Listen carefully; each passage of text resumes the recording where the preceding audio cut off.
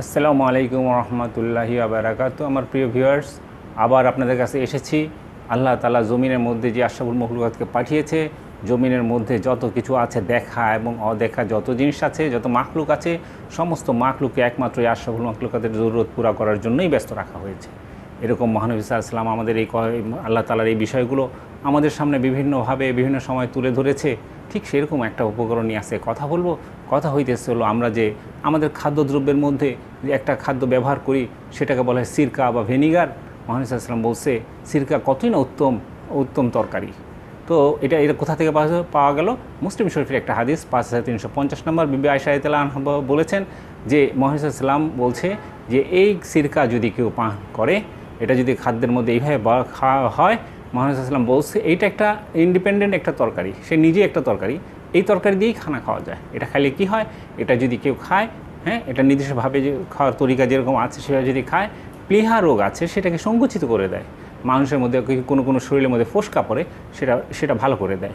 কিছু কিছু মানুষের কাছে শরীরের মধ্যে ফোড়া হয়, বিষ ফোড়া বলে, খুব কষ্ট দেয়। এরকম আমরা অনেকের কাছে যখন এই হাদিসটা পৌঁছে দিয়েছি, যাদের এরকম রোগ হয়, আমরা দেখেছি যেই দিন থেকে তারা সিরকা পান করেছে সেই দিন থেকে তাদের আর ফোসকা হয় না। অনেকের শরীরের মধ্যে অতিরিক্ত ব্রণ হয়, সেই ব্রণ আলারাও যদি এইগুলো খায় তাহলে তাদের ব্রণ চলে যায়। এরকম দেখা গেছে যে মানুষের পেটে যত রকম রোগ হয়, সেই রোগগুলোর মধ্যে হাজার রকমের রোগ আছে, যে রোগগুলো একমাত্র সিরকা দ্বারাই শেষ হয়ে যায়। এই জন্য সিরকা ব্যাপারে এত কথা বলা আছে। মুহাম্মদ সাল্লাল্লাহু আলাইহি ওয়াসাল্লাম উত্তম তরকারি বলেছে, আর মুহাদ্দিসগণ একে বলেছে যে এই সিরকা দ্বারা পেটের হাজারো রকম সমস্যা দূর হয়। এর জন্য আল্লাহ মুহাম্মদ সাল্লাল্লাহু আলাইহি ওয়াসাল্লাম এই সিরকাকে উত্তম তরকারি বলেছে। এটা খাইলে কি হয়? এটা খাইলে যেমন আমাদের মোটা আঁচকা, যেমন সারা পৃথিবীর মানুষ তাদের সেই মুখরোচক খাবার খেতে খেতে শরীরকে আনকন্ট্রোল করে ফেলেছে, মোটা হয়েছে, তারা অনেকভাবে এখন কষ্ট করে সারাদিন হাঁটাহাঁটি করে, অনেক রাতের অংশে হাঁটাহাঁটি করে, খাবার নিয়ে এলোমেলো করে, এটা খাবো না সেটা খাবো না, কত ব্যস্ত তার শরীরকে সংকুচিত করার জন্য। অথচ আজ থেকে 1400-1450 বছর আগে মহানবী সাল্লাল্লাহু আলাইহি ওয়াসাল্লাম জানা গিয়েছে যে রাত্রে ঘুমানোর আগে এক গ্লাস কুসুম পানির সাথে 1 টেবিল চামচ যদি সিরকা এবং কিছু লবণ মিশ্রিত করে সেটা পান করে শোয়া যায়, আস্তে আস্তে তার শরীরের এই স্থূলতা, যেটা এর আস্তে আস্তে কমে কমে সে স্বাভাবিক শরীরে ফিরে আসতে পারে, মোটা মানুষ চিকন হয়ে যেতে পারে।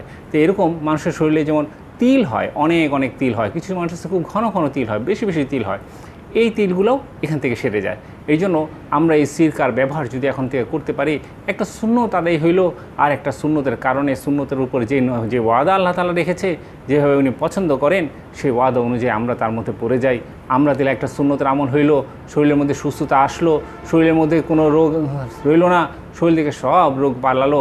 বলছে সিরকা যিনি পান করে তার রক্তের মধ্যে বিশুদ্ধতা চলে আসে, এই রক্ত পরিষ্কার হয়ে যায়। এই রক্ত পরিষ্কার থাকার কারণে মানুষের শরীরের রোগ প্রতিরোধ ক্ষমতা প্রচণ্ডভাবে বেড়ে যায়। তারপর অনাকাঙ্ক্ষিত অনেক রোগ, বলছে হাজার রোগ থেকে বাঁচার জন্য এই একটা সিরকাই যথেষ্ট। এই জন্য মুসলমান ভাইরা তা বলতেছি, সিরকা যার ঘরে রাখা আছে, সিরকা ঘরে রাখলেই বরকত। সিরকা ঘরে রাখলে কীরকম বরকত? সিরকা যদি আমরা প্রতিদিন সেবন করি, আমাদের জরুরত অনুযায়ী সেবন করি, খানার হজমে প্রচণ্ডভাবে সাহায্য করে।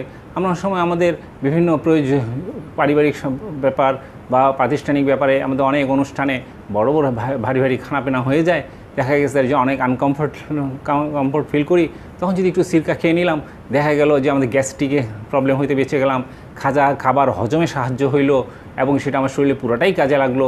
তারপরে কি হলো যে কারণে এই খাদ্য আমার শরীরের জন্য খারাপ কোনো ভূমিকা রাখতে পারলো না। ভালো খাবার খাইলাম অথচ হজম করতে পারলাম না, এই খাবার আমার শরীরের বিপরীতেই কাজ করলো।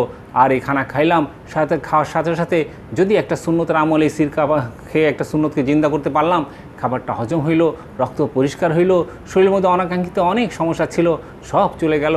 আমরা তাহলে এইভাবে প্রতিদিনই আমাদের এই খাদ্য তালিকার মধ্যে এখন থেকে সিরকাকে আনতে পারি। আর সিরকা আনার কারণে যদি আমাদের শরীরের পরিবারের সদস্যদের রোগবালাই থেকে বাঁচা যায়, সেটা কতই না উত্তম ফয়সালা হয়ে গেল। এইভাবে সাহাবীরা মহানবী সাল্লাল্লাহু আলাইহি সাল্লাম যখন যেই কথাটি বলতেন, সেই কথাটা তারা ওইভাবেই গ্রহণ করতেন, তাদের খাদ্য তালিকার মধ্যে তারা সিরকাই রাখতেন। দেখা গেছে তারা রোগ বালাই থেকে বেঁচেই থাকতেন, তাদের রোগ বালাই তেমন হইতই না।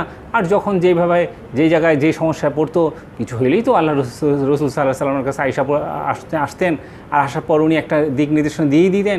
দেখা গেছে তারা ওইখান থেকেই শুদ্ধ হয়ে যেত, ওইখান থেকেই তারা ফায়দাটা নিতে পারতো। এখন মহানবী সাল্লাল্লাহু সাল্লাল্লাহু আলাইহি ওয়াসাল্লাম নাই, এখন সাহাবী নাই, আমাদের দেখার মতো কি আছে? মহানবী সাল্লাল্লাহু আলাইহি ওয়াসাল্লামের যে তেত্রিয় সম্পদ, যেই হাদিস, সেই হাদিস পড়ে পড়ে আলেমদের কাছ থেকে বুঝে বুঝে আমরা এই আমলগুলো করতে পারি।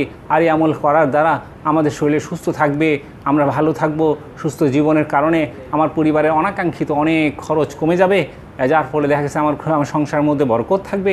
এইভাবে আমরা প্রতিদিনই যদি আমাদের এই চ্যানেলের মাধ্যমে আমরা যদি এই যে সুন্দর সুন্দর সংবাদগুলো আসতেছে, বিভিন্ন আমলগুলো আসতেছে, তারপরে সুন্নতের কারণে আমাদের রোগ পালাই থেকে বাঁচার দিক নির্দেশনা আসতেছে, আমরা প্রতিদিনই কোনো না কোনো একটা রোগ নিয়ে কথা বলছি। আর সেই রোগের বিপরীতে মহানবী সাল্লাল্লাহু আলাইহি ওয়াসাল্লাম হাদিসটা কী ছিল, আর সেই হাদিসের উপর সাহাবীদের ব্যবহার কী ছিল, আর সেই হাদিস অনুযায়ী আমরা কি ব্যবহার করতে পারি সে দিক নির্দেশনাই দেওয়া হয়। আমরা যদি এই হাদিস অনুযায়ী এই সিরকার আমলটা আমাদের পরিবারের মধ্যে আনতে পারি, আর এটার জন্য আমাদের যত আত্মীয় স্বজন, ভাই, বন্ধু, প্রিয়জনের সাথে কথা বলতে পারি, তাদেরকেও বিষয়টা বুঝাইতে পারি, আর আমাদের চ্যানেলের মধ্যে আমরা সাবস্ক্রাইবার তৈরি করতে পারি, নিজেও সাবস্ক্রাইবার হই, অন্যদেরকে হইতে সাহায্য করি, আর আমাদের বেশি বেশি শেয়ার করি, বেশি বেশি লাইক দেই। আমাদের এই কথাগুলো যদি একজন থেকে আরেকজনের দাওয়াত হিসাবে নিতে পারি, দেখা গেছে একটা ঘর থেকে আরেক ঘরে এই দাওয়াতটা চলে গেল, এক ঘর থেকে আরেক ঘরে একটা সুন্নতের জিন্দা হয়ে গেল, তারা সারা জীবন আমল করবে, আমরা সারা জীবন এই আমল থেকে ফায়দা নিতে পারি। প্রতিটা কথার জন্য এক এক বছর বেরিয়ে নফল ইবাদতের নেকি পাইতে পারি। আমাদের আল্লাহ তাআলা আমাদের যে অনেক অনেক বাহানা করে রাখছে, যেই বাহানার দ্বারা আমাদের কাছ থেকে ফায়দা পাইতে পারে, আমরা ফায়দা নিতে পারি।